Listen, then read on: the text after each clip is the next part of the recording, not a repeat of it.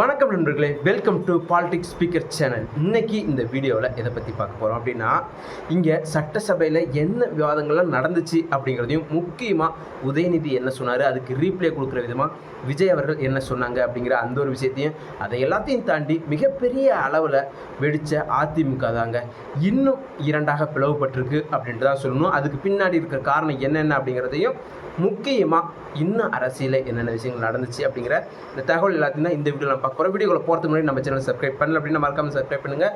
அதையும் தாண்டி என்னுடைய கருத்துலேருந்து மாற்று கருத்துக்கள் இருந்துச்சு அப்படின்னா மறக்காமல் அதையும் கமெண்ட் செக்ஷனில் பதிவிடுங்க. குறிப்பாக ஒரே ஒரு விஷயம், நம்ம சேனல் புதுசாக ஆரம்பித்து ஒரு 10 சப்ஸ்கிரைபர்ஸ் தான் இருக்கிறாங்க.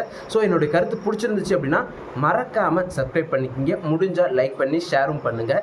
ஸோ வாங்க வீடியோக்குள்ளே போகலாம். இங்கே முதல்ல சட்டசபையில் என்ன நடந்துச்சு அப்படிங்கிற ஒரு விஷயத்தை பார்க்கணும். இன்றைக்கி நம்பிக்கை வாக்கெடுப்பு அப்படிங்கிறது நடந்துச்சு, எல்லாத்துக்குமே தெரியும். அவங்க வாக்கெடுக்கிறதுக்கு முன்னாடி 2 விதமாக வாக்கெடுத்துருக்குறாங்க. ஒரு பக்கம் ஒருத்தங்களுடைய கருத்தை கேட்டு ஏன் எதுக்கு நான் உங்களுக்கு வாக்கு போகிறதுக்கு மறுக்கிறேன் இல்லை ஆதரிக்கிறேன் அப்படிங்கிற காரணத்தை சொல்லி ஒன்று பண்ணலாம். இல்லை அப்படின்னா ஏந்திரிச்சு ஆம் இல்லை அப்படிங்கிற மாதிரி பெல் அடித்து சொல்லுவாங்க. ஸோ அந்த முறையில் முதல்ல நடந்தது ஃபுல்லாகவே பேசி எதனால் ஆதரிக்கிறேன் எதனால் ஆதரிக்கலை அப்படிங்கிற மாதிரி பேசிகிட்டு இருந்தப்போ தான் இங்கே ஒவ்வொரு நபரும் பேசிகிட்டு இருந்தாங்க. குறிப்பாக சொல்லணும் அப்படின்னா, அமமுக கட்சியிலிருந்து வென்ற காமராஜ் அவர்கள் விஜய்க்கு ஆதரவாக பேசினாங்க. இவர் ஆதரவாக பேச போகிறாரு அப்படிங்கிறத தெரிஞ்சுக்கிட்டு அவரை நேற்றே அவர் கட்சியிலேருந்து நீக்கியிருக்கிறாங்க.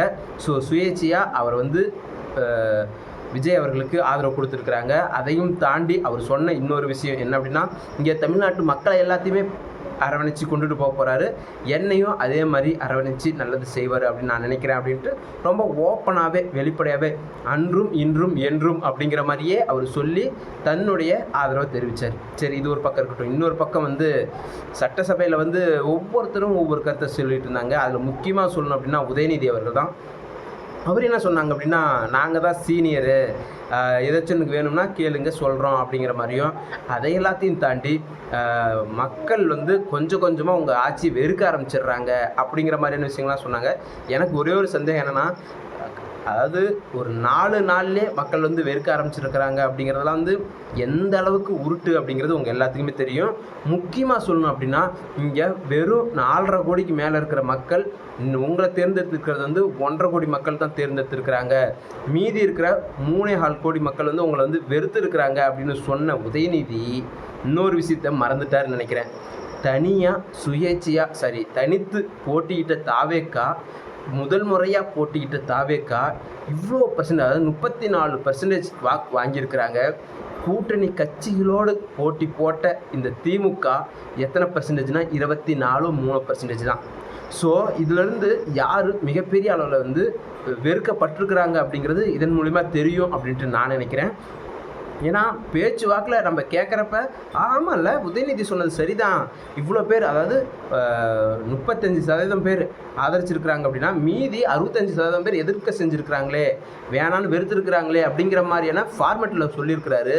ஆனால் அவருடைய கட்சி நிலைமை எப்படி இருக்குது அப்படிங்கிறத கொஞ்சம் கூடியும் பார்க்கல.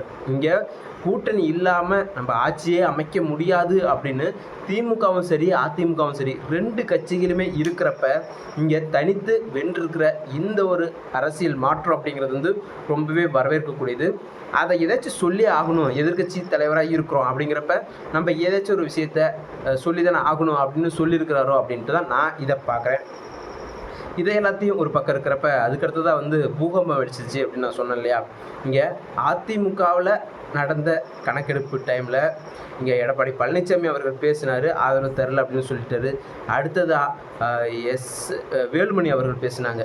ஸோ அவர் பேசுகிறப்ப ஆதரவு தரேன் அப்படிங்கிறப்ப அந்த நாளே எடப்பாடி பழனிசாமி சொல்லிட்டாரு, யாரெல்லாம் ஆதரவு தந்தீங்கன்னா கண்டிப்பாக அவங்க மேலே நடவடிக்கை எடுக்கப்படும் அப்படின்னு. அதையும் மீறி இங்கே சிவி சண்முகம் அவர்களாக இருந்தாலும் சரி, இல்லை வேலுமணியாக இருந்தாலும் சரி, எல்லாருமே மிகப்பெரிய அளவில் இன்னும் சொல்லப்போனால் 23 எம்எல்ஏக்கள் ஆதரவு கொடுத்துருக்குறாங்க அதிமுகவில் தாவேக்காவுக்கு. ஸோ இதை எல்லாத்தையும் பார்த்துட்டு இருந்த எடப்பாடி பழனிசாமி அவர்கள் எல்லாத்தையும் கட்சி விட்டு நீக்கிடுறேன் அப்படின்ட்டு அந்த ஒரு அறிவிப்பையும் வெளியிட்டிருக்கிறாரு. உண்மையாலுமே அதிமுக எதை நோக்கி போயிட்டுருக்கு அப்படின்னு நமக்கு தெரிய வரல. ஏன்னா எடப்பாடி பழனிசாமி அவர்கள் தலைமை ஏற்றதுலேருந்து இது நாள் வரைக்குமே வெறும் ஃபெயிலியர், தோல்வி மட்டும்தான் பார்த்துட்டு வந்துட்டு இருக்கிறாரு. ஸோ அப்படி இருக்கிறப்ப அவங்க கூட இருக்கிறவங்க எல்லாருமே மிகப்பெரிய அளவில் சோர்வு அடைஞ்சிட்டாங்களோ, இல்லை இதுக்கு மேலே நம்மளால் சட்டப்பேரவையில் ஒரு முதலமைச்சர் சைடு ஆளுங்கட்சியாக நம்மளால் உட்கார முடியாதோ அப்படிங்கிற ஒரு தீர்மானத்துக்கு வந்துட்டாங்களா, இல்லை சோர்வு அடைஞ்சிட்டாங்களான்னு தெரில. ஸோ எல்லாத்துக்குமே மிகப்பெரிய அளவில் அதிருப்தியாக இருக்குது. இதை ஏன் சொல்கிறேன் அப்படின்னா, இங்கே வந்து எல்லா உள்ளாட்சி தேர்தலிருந்து எல்லா தேர்தல்லையுமே இங்கே பழனிசாமி பொறுப்பு ஏற்ற பிறகு எல்லாத்திலுமே தோல்வியை மட்டும்தான் தழுவி இருக்கிறாரு. ஸோ அதனாலேயே என்னமோ தெரியல, இங்கே மிகப்பெரிய அளவில் இந்த ஒரு மாற்றம் நடந்திருக்கு அதிமுக கூட்டணிக்குள்ளே அப்படின்னு சொல்லணும். ஸோ இதிலிருந்து நாளைக்கு என்னென்ன நடக்க போகுது அப்படிங்கிறதையும் மறக்காமல் நான் பதிவிடுறேன்.